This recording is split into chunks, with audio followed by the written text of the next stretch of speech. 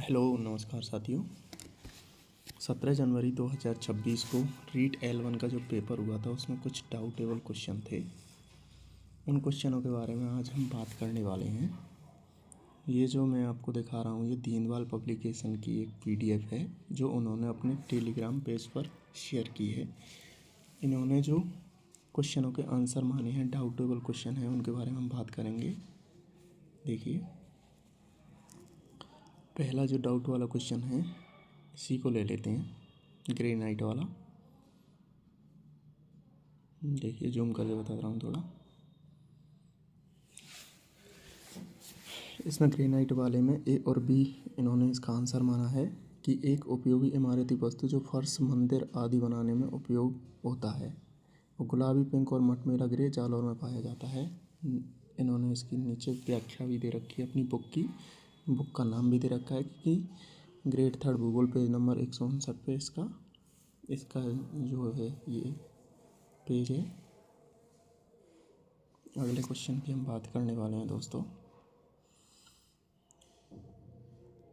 इसको भी कई लोग बता रहे हैं कि ये क्वेश्चन डिलीट होगा, इसका आंसर ये नहीं हो सकता, लेकिन एग्जैक्ट जो इसका आंसर है इन्होंने माना है वही होगा। क्योंकि देखिए कि राजस्थान खनिजों के अजायब घर के रूप में प्रसिद्ध है। अभिकथन सही है और कारण आर है। गेरू या गैरिक खनिज केवल राजस्थान द्वारा उत्पादित किया जाता है। ये दोनों ही स्टेटमेंट सही हैं दोस्तों, लेकिन कथन कारण की व्याख्या नहीं है। इन्होंने इसका आंसर 4th नंबर माना है कि ए और आर दोनों सही हैं, लेकिन आर ए की सही व्याख्या नहीं है। इसका इन्होंने एक्सप्लेन भी किया है नीचे कि भूगोल के पेज नंबर 149 से 160 के बीच में इससे ये क्वेश्चन है। आप जाकर देख भी सकती हैं दीनदयाल पब्लिकेशन की इस बुक में। अगले क्वेश्चन के बारे में बात करने वाले हैं हम साथियों। एक ये वाला क्वेश्चन है, इसका भी आंसर कई लोग गलत बता रहे हैं और इसको डिलीट बता रहे हैं, लेकिन ऐसे ही अगर डिलीट होने लगे क्वेश्चन तो सारा पेपर ही डिलीट हो जाएगा दोस्तों। तो ध्यान रखना, ज़्यादा से ज़्यादा एक या दो तीन क्वेश्चन डिलीट होंगे, इससे ज़्यादा कोई क्वेश्चन डिलीट नहीं हो सकता। देखिए, इसमें इन्होंने इसका आंसर माना है ए और आर दोनों सही हैं, आर ए की सही व्याख्या है। तो क्वेश्चन क्या है कि राजस्थान में शरद ऋतु मध्य सितंबर से लेकर के मध्य दिसंबर तक व्याप्त रहती है। वर्षा के पश्चात स्पष्ट खुले आसमान के कारण इस ऋतु में तापमान 38 डिग्री सेंटीग्रेड तक बढ़ जाता है। इन्होंने इसका आंसर तो बता दिया दोस्तों, लेकिन इन्होंने अब कहा है कि ये आउट ऑफ बुक है, ये हमारी बुक से नहीं आया है, इन्होंने लिखा हुआ है ये।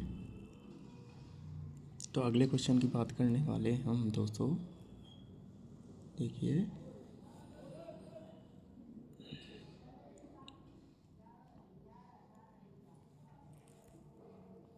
सिर्फ और सिर्फ जो डाउट वाले क्वेश्चन है उन्हीं के बारे में हम बात करेंगे साथियों।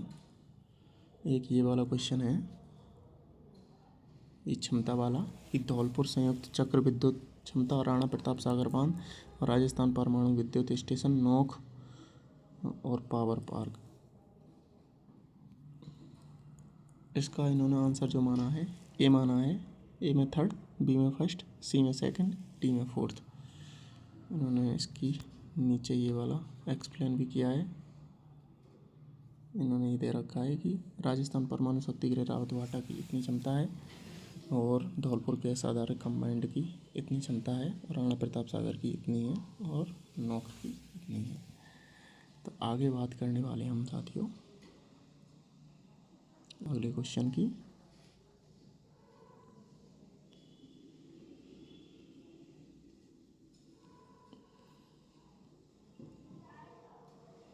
क्वेश्चन तो इसमें बहुत से आए हैं, लेकिन हम केवल डाउट वाले जो क्वेश्चन हैं उन्हीं के बारे में बात करेंगे साथियों। एक ये वाला क्वेश्चन है, इसका कथन है कि 2.5 दिन का झोंपड़ा नामक भवन मूलतः विक्रय राज चतुर्थ द्वारा निर्मित संस्कृत पाठशाला थी। ये कथन बिल्कुल सही है दोस्तों, और इसका कारण है कि यह भवन हिंदू इस्लामिक वास्तुकला का नमूना है। इन्होंने इसका जो आंसर माना है ये 3rd नंबर का माना है कि ए आर दोनों सही हैं, लेकिन आर ए की सही व्याख्या है।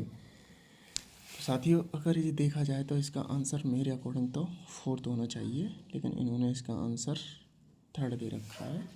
क्योंकि ये 2.5 दिन का झोंपड़ा नामक भवन मूलतः विक्रयराज चतुर्थ द्वारा निर्मित संस्कृत पाठशाला थी, ये भी सही है और कारण भी सही है कथन और कारण दोनों सही है, लेकिन इसकी व्याख्या सही नहीं है, क्योंकि इसका निर्माण विक्रयराज चतुर्थ ने किया, क्योंकि यह भवन हिंदू इस्लामिक वास्तु कला का नमूना है। तो ये इसका कारण नहीं हो सकता दोस्तों, इसलिए इसका आंसर जो फोर्थ होगा। इनसे कोई मिसप्रिंट हुई है दोस्तों, और इन्होंने एक्सप्लेन भी किया है नीचे। एक ये वाला बहुत अच्छा क्वेश्चन है साथियों, इसके बारे में हम बात करने वाले हैं। कई लोग इसका आंसर पता नहीं क्या क्या बता रहे हैं, लेकिन जो एग्जैक्ट इसका ऑफिशियल आंसर की भी इसका आंसर 3rd नंबर का ही माना जाएगा, क्योंकि इन्होंने दे रखा है कि भक्ति आंदोलन का प्रवर्तन भक्ति संतों द्वारा किया जाता है। बिल्कुल सही है। इन्होंने अपने उपदेशों से सभी प्रकार का भेदभाव समाप्त करने की कोशिश की थी। बिल्कुल सही है। कुछ भक्ति संत राजाओं के चरित्र गुणों और अन्य सराहनीय कार्यों का गुण वर्णन करते थे, ये भी बिल्कुल सही है दोस्तों। लेकिन डी वाले ऑप्शन को आप ध्यान से देखना कि निर्गुण संतों ने गुरु की महिमा एवं महत्व के बिना समस्त समय भगवान का स्मरण करने की महत्ता पर बल दिया था। इन्होंने क्या कहा है कि निर्गुण संतों ने गुरु की महिमा के बिना, यही गलत है दोस्तों। गुरु की महिमा के बिना नहीं, गुरु के बिना तो इसमें कुछ भी नहीं कर सकते हम निर्गुण संतों में, क्योंकि इसमें निर्गुण संतों में जो गुरु की महिमा ही होती है वही सब कुछ होता है। इन्होंने एक्सप्लेन भी किया है नीचे देखिए कि निर्गुण संप्रदाय ने निर्गुण उपासना पर बल, गुरु की महिमा पर बल, जाति व्यवस्था पर भेदभाव मिटाने के लिए दिया था दोस्तों। एक ये क्वेश्चन है साथियों, कई लोग इसका मारवाड़ी, कई ढूंढाड़ी बता रहे हैं, लेकिन जो एग्जैक्ट इसका आंसर मारवाड़ी होगा 2 नंबर का। राजस्थान की सबसे अधिक प्रयुक्त की जाने वाली बोली कौन सी है? तो इसका एग्जैक्ट जो आंसर है मारवाड़ी होगा। ऑफिशियल आंसर नहीं है, इसका मारवाड़ी माना जाएगा, क्योंकि ये कई बार क्वेश्चन आ भी चुका है। RSM SSB RPSC दोनों ने पूछा हुआ क्वेश्चन है साथियों। इस बुक में भी यही लिखा हुआ है कि सर्वाधिक लोगों द्वारा बोली जाने वाली बोली मारवाड़ी है। अगले क्वेश्चन की हम बात करने वाले हैं साथियों।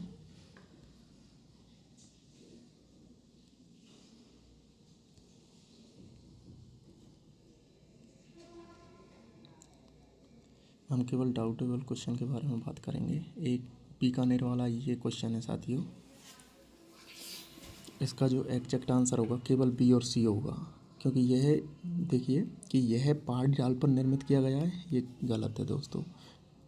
पैसों या व्यवसायों के आधार पर शहर विभाजित किया गया था, बिल्कुल सही है। आर्थिक क्रियाकलापों को सुगम बनाने और व्यापार को बढ़ावा देने के लिए हाट और बाजार बनाए गए थे, बिल्कुल सही है। शहर के दोनों छोर पर 2 चौपाढ़ें, ये गलत है दोस्तों। इन्होंने लिखा हुआ है नीचे कि आउट ऑफ बुक है, लेकिन आंसर इन्होंने इसका 2 माना है, जो बिल्कुल सही है साथियों। और एक ये क्वेश्चन है जो काफ़ी लोगों का रिव्यू देखा है मैंने साथियों। इसमें कोई कुछ बता रहा है, कोई कुछ बता रहा है। इन्होंने जो आंसर माना है इसका ए माना है कि ए सही है, लेकिन आर सही नहीं है। वो कैसे कि कजली तीज भाद्रपद कृष्ण तृतीया को बूंदी में मनाई जाती है, बिल्कुल सही है। अलंकृत पालकियों में तीज का मनुहारी जुलूस पिछोला झील के मनुहारी गणगौर घाट से शुरू होता है और नौकायन एवं आतिशबाजी के साथ समाप्त होता है। तो ये क्वेश्चन, ये जो कारण है ये गलत है साथियों। आगे बात कर रहे हैं हम नेक्स्ट क्वेश्चन की। कई ज्ञानी महाराज तो इस क्वेश्चन को भी गलत बता रहे हैं साथियों, जो बिल्कुल इसका जो आंसर है 3rd नंबर का ही होगा। 100% इसका आंसर यही होगा साथियों कि गुर्जरी से राजस्थान और गुजरात की सर्वमान्य भाषा मारू गुर्जर विकसित हुई थी, बिल्कुल सही है। कारण है इसका, बाद में राजस्थानी और गुजराती विभेदित होना शुरू हो गई और पश्चावर्ती शताब्दियों में विशिष्ट राजस्थानी भाषा मरु भाषा डंगल भाषा विकसित हुई। उपरोक्त में से जो आंसर है इसका 3rd नंबर का होगा। ए और आर दोनों सही हैं, आर ए की सही व्याख्या है। कई लोग इसका आंसर 4th नंबर बताएं कि ए और आर दोनों सही हैं, लेकिन आर ए की सही व्याख्या नहीं है, लेकिन साथ ही इसकी व्याख्या होगी। स्पष्ट में इसका आंसर जो है 3rd नंबर माना जाएगा। इन्होंने एक्सप्लेन भी किया है, नीचे आप देख सकते हैं।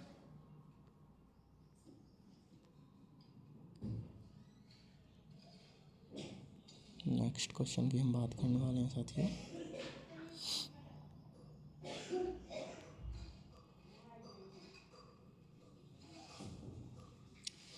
इनकी बुक से क्वेश्चन तो बहुत सारे हैं साथियों, लेकिन हम उन सारे क्वेश्चन की बात ना करके हम केवल जो डाउटेबल क्वेश्चन थे उन्हीं के बारे में बात करेंगे। देखिए साथियों, एक ये वाला क्वेश्चन है कि महाराजा सूरजमल को जाटों का प्लेटो या अफलातून कहा जाता है। ये क्वेश्चन, इसका जो कथन है बिल्कुल सही है, और कारण जो है, इन्होंने खेमकरण को पराजित करके भरतपुर दुर्ग पर कब्जा किया एवं भरतपुर की नींव रखी। ये भी कारण सही है। ए और आर दोनों सही है, आर की सही व्याख्या है। ये इसका आंसर होगा 3rd नंबर का, जो इन्होंने बिल्कुल एक्सप्लेन किया है। ये देख लीजिए, अपनी बुक का ये पेज ऐड किया है इन्होंने।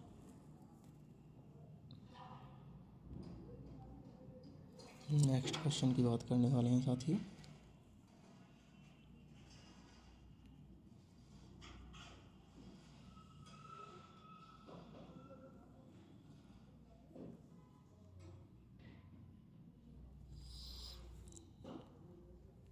एक ये क्वेश्चन है साला दर्पण वाला साथियों, इसको कई भाई बता रहे हैं कि ये क्वेश्चन डिलीट होगा, लेकिन ये क्वेश्चन डिलीट नहीं होगा, क्योंकि इन्होंने दे रखा है कि राजस्थान में साला दर्पण कार्यक्रम शिक्षण अधिगम के नवोन्वेषण को बढ़ावा देने के लिए कक्षा कक्ष में डिजिटल प्रौद्योगिकी को बढ़ावा देने पर केंद्रित है। ये बिल्कुल सही है साथियों।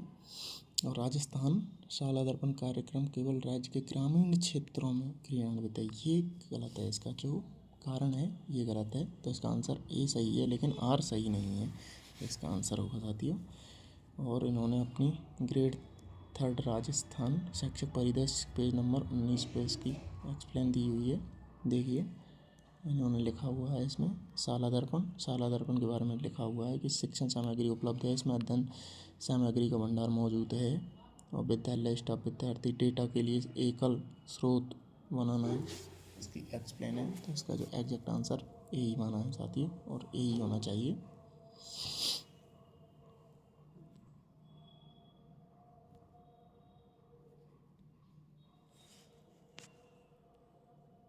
नेक्स्ट क्वेश्चन के बारे में बात करने वाले हैं हम।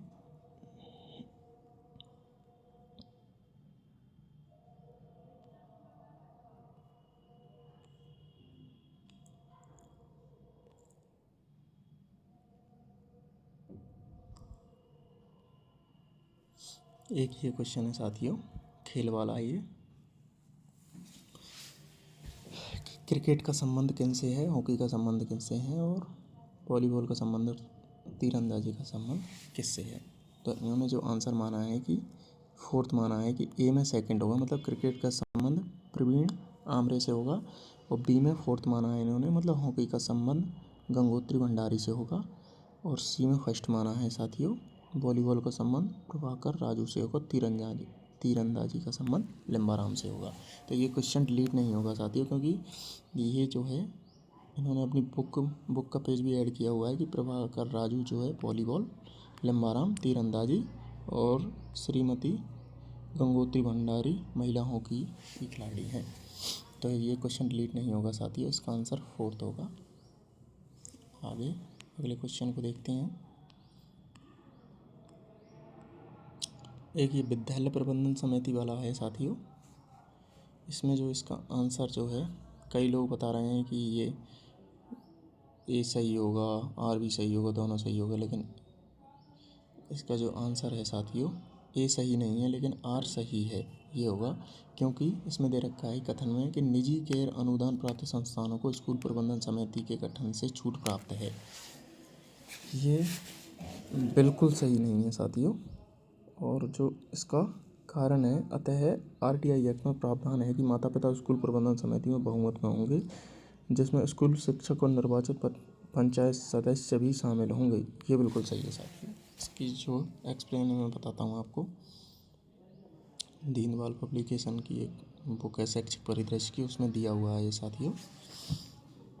इसमें विद्यालय प्रबंधन समिति दे रखी है, और इसमें लिखा हुआ है किसी गैर सहायता प्राप्त विद्यालय के अलावा सरकारी स्कूल या सहायता प्राप्त अनुदान प्राप्त विद्यालय में एक विद्यालय प्रबंधन समिति का गठन आवश्यक रूप से किया जाएगा। तो साथियों, इसलिए ये इसका पहला जो कथन है जो गलत होगा।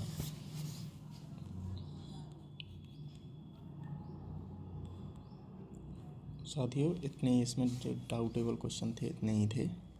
Thank you. अगर आपको भी किसी क्वेश्चन में डाउट हो तो कमेंट में बताएं। थैंक यू, धन्यवाद।